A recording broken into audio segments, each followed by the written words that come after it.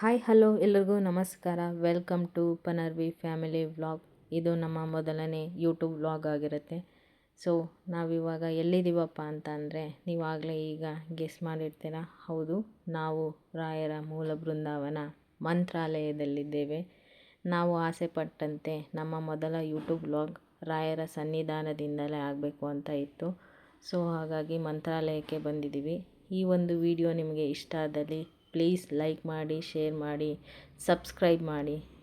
ನಾವು ಮೊದಲು ರಾಯರ ದರ್ಶನಕ್ಕಿಂತ ಮೊದಲು ಶ್ರೀ ಮಂಚಾಲಮ್ಮನ ಸನ್ನಿಧಿಗೆ ಹೋಗಿ ತಾಯಿಗೆ ಕೈ ಮುಗಿದು ನಂತರ ರಾಯರನ್ನು ನೋಡಲು, ರಾಯರಿಗೆ ಮುಡಿಪನ್ನು ನೀಡಲು ಧರ್ಮ ದರ್ಶನದ ದಾರಿಯಲ್ಲಿ ನಾನು, ನನ್ನ ಮಗಳು ಹಾಗೂ ನನ್ನ ಫ್ರೆಂಡ್ಸ್ ಎಲ್ಲರೂ ಸರತಿ ಸಾಲಿನಲ್ಲಿ ನಿಂತು ರಾಯರ ದರ್ಶನಕ್ಕೆ ತೆರಳಿದೆವು. ನಂತರ ಚಿಕ್ಕದಾದ ಒಂದು ಸೆಲ್ಫಿ ವಿಡಿಯೋ ತೆಗೆದುಕೊಂಡೆ ಹಾಗೂ ನಾನು ರಾಯರಿಗೆ ನೀಡಲೆಂದು ತಂದಿದ್ದ ಸಂಕಲ್ಪದ ಮುಡಿಪನ್ನು ಓಪನ್ ಮಾಡಿ ಇಟ್ಕೊತಾ ಇದ್ದೀನಿ. ಏನಕ್ಕಪ್ಪ ಅಂತ ಅಂದರೆ ಅಷ್ಟೊಂದು ಜನರಲ್ಲಿ ನಾನು ಅದನ್ನು ತೆಗೆದು ಓಪನ್ ಮಾಡಿ ಹಾಕೋಕ್ಕಾಗಲ್ಲ. ಸೊ ಹಾಗಾಗಿ ಈಗಲೇ ಮಧ್ಯದಲ್ಲಿ ಸ್ವಲ್ಪ ಜನ ಕಡಿಮೆ ಇದ್ದಾಗ ತೆಗೆದುಕೊಂಡು ನಾನು ಓಪನ್ ಮಾಡಿ ಇಟ್ಕೊಂಡು ನನ್ನ ಬ್ಯಾಗಲ್ಲಿ ಇಟ್ಕೊತಾ ಇದ್ದೀನಿ. ನೋಡಿ, ತುಳಸಿ ಗುಲಾಬಿ ಸ್ವಲ್ಪ ಒಣಗಿದೆ, ಅದು ಬಿಟ್ಟರೆ ಏನೂ ಆಗಿಲ್ಲ. 3 ತಿಂಗಳ ಸಂಕಲ್ಪದ ಮುಡಿಪು ಅದು. ನಂತರ ಅಲ್ಲಿದ್ದ ಹುಡುಗರು ಬಂದು ನಮಗೆ ನಾಮವನ್ನು ಧರಿಸಿದರು. ನಂತರ ಮಠದ ಮಧ್ಯಭಾಗಕ್ಕೆ ಬಂದು ತೆರಳಿದೆವು. ಅಲ್ಲಿಂದ ರಾಯರ ದರ್ಶನಕ್ಕೆ ಹೋಗಿ ರಾಯರ ದರ್ಶನವನ್ನು ಕಣ್ತುಂಬಿಕೊಂಡೆವು. ನಂತರ ಹೊರಗಡೆ ಬಂದು ಶ್ರೀ ಸುಬುಧೇಂದ್ರ ತೀರ್ಥರು ಗುರುರಾಯರಿಗೆ ಪೂಜೆ ಮಾಡ್ತಿದ್ದಂತಹ ವಿಡಿಯೋನೂ ಸಹ ನೋಡಿ ಕಣ್ತುಂಬಿಕೊಂಡು ರಾಯರಿಗೆ ಒಂದು ಸುತ್ತು ಪ್ರದಕ್ಷಿಣೆ ಹಾಕಿ ನಂತರ ಶ್ರೀ ಸುಬುಧೇಂದ್ರ ತೀರ್ಥರು ಹೊರಗಡೆ ಬಂದಾಗ ಅವರಿಗೆ ನಮಸ್ಕರಿಸಿ ಪ್ರಸಾದ ಪ್ಯಾಕಿಂಗ್ ಸೇವೆಗೆ ನಾನು, ನನ್ನ ಫ್ರೆಂಡ್ಸ್ ಎಲ್ಲರೂ ಹೋಗಿ ಸ್ವಲ್ಪ ಹೊತ್ತು ಪ್ಯಾಕಿಂಗ್ ಸೇವೆ ಮಾಡಿ ಬಂದೆವು. ತುಂಬ ಖುಷಿಯಾಯಿತು. 3ನೇ ವರ್ಷದಲ್ಲಿ ನಮ್ಮ ಆಸೆ ಈಡೇರಿತಲ್ಲ ಅನ್ನೋ ಒಂದು ಖುಷಿಯಲ್ಲಿ ನಾವು ಪ್ಯಾಕಿಂಗ್ ಮಾಡಿ ಹೊರಗಡೆ ಬಂದ್ವಿ. ಬಂದ ನಂತರ ತಿಂಡಿಗೆ ಅಂತ ಒಂದು ಹೋಟೆಲ್ ಬಳಿ ತಿಂಡಿ ತಿಂದು ನಂತರ ಪ್ರಸಾದವನ್ನು ಮನೆಗೆ ತೆಗೆದುಕೊಂಡೆವು. ತೆಗೆದುಕೊಂಡ ನಂತರ ಅಲ್ಲಿದ್ದಂತಹ ಆಟೋವನ್ನು ಹತ್ತಿ ಶ್ರೀ ಅಭಯ ಆಂಜನೇಯ ಸ್ವಾಮಿ ದೇವಸ್ಥಾನದ ಒಂದು ಅದ್ಭುತವಾದಂತಹ ಬೃಹತ್ ದೇವಸ್ಥಾನವನ್ನು ನೋಡಿ ಅಲ್ಲಿಂದ ಮತ್ತೆ ಆಟೋ ಹತ್ತಿ ತುಂಗಭದ್ರಾ ನದಿಯ ಒಂದು ವಿಡಿಯೋನು ಸಹ ಮಾಡಿಕೊಂಡೆ. ಹೋಗುವಾಗ ಆಟೋದಲ್ಲಿ ನನ್ನ ಮಗಳು, ನನ್ನ ಫ್ರೆಂಡ್ ಹಾಗೂ ನನ್ನ ಫ್ರೆಂಡ ಮಗ ಲಡ್ಡು ಎಲ್ಲರೂ ಇದ್ದಂತಹ ಒಂದು ವಿಡಿಯೋ ಮಾಡಿಕೊಂಡೆ. ತುಂಬ ಖುಷಿಯಾಯಿತು. ರಾಯರ ಸನ್ನಿಧಾನಕ್ಕೆ ಬಂದು ನೋಡಿ, ಅವನು ಎಷ್ಟು ತುಂಟಾಟ ಮಾಡ್ತಾನೆ ನನ್ನ ಮಗಳ ಜೊತೆ. ಅಕ್ಕ ಅಕ್ಕ ಎದಳು ಎದಳು ಅಂದಿದ್ದಾನೆ. ತುಂಬ ತುಂಟ ಅವನು. ಹೌದು. ನಂತರ ಅಲ್ಲಿಂದ ರಾಯರು 12 ವರ್ಷ ನೆಲೆಸಿದ್ದ ಶಕ್ತಿ ಕ್ಷೇತ್ರವಾದ ಪಂಚಮುಖಿ ಶ್ರೀ ಆಂಜನೇಯ ಸ್ವಾಮಿ ದೇವಸ್ಥಾನವನ್ನು ನೋಡಿ ಕಣ್ತುಂಬಿಕೊಂಡ್ವು. ದರ್ಶನ ತುಂಬ ಚೆನ್ನಾಗಾಯಿತು.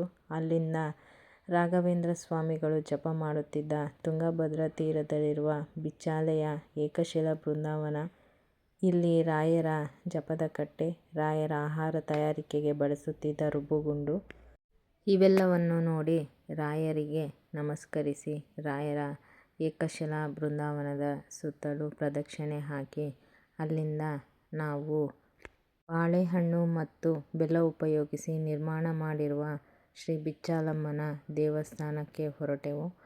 ಅಲ್ಲಿಂದ ನಮ್ಮ ಪಯಣ ರಾಯರು ನೆಲೆಸಿದ್ದಂತಹ ಅಪ್ಪಣ್ಣಾಚಾರ್ಯರ ಮನೆಗೆ ಹೊರಟೆವು.